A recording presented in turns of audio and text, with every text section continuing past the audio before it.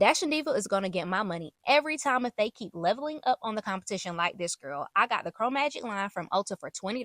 Now, mind you, this comes with 54 gel color strips. So, I ain't no mathematician, but girl math is mathing right now because I can at least get about 3 nail sets from this one kit, honey.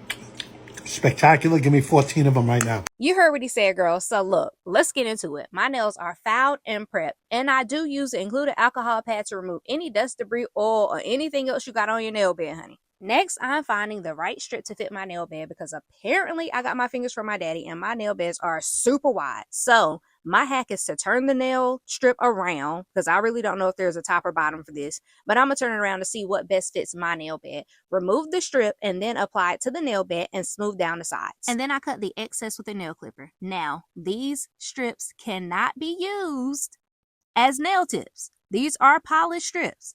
They cannot remain long. I mean, you could try, but all they're going to do is bend like some paper, honey. So, for all the questions on can this harden under the light with the excess nail strip without cutting it down? No, it cannot.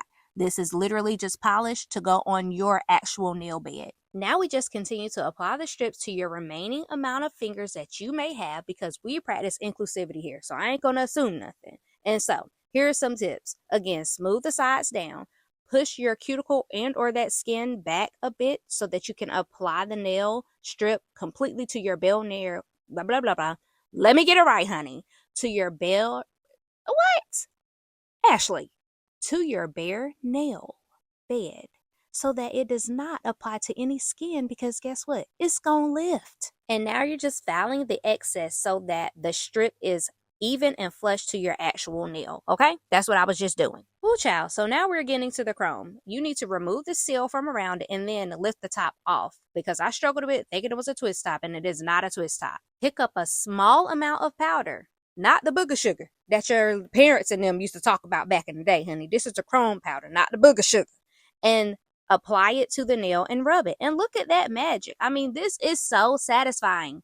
You can't tell me I ain't no nail tech. I mean, not really. These are not nail tech tips, just to be clear, because then y'all gonna be coming for me. No, this is just what I've learned along the way. But this definitely feels like I'm a nail tech. I ain't gonna lie.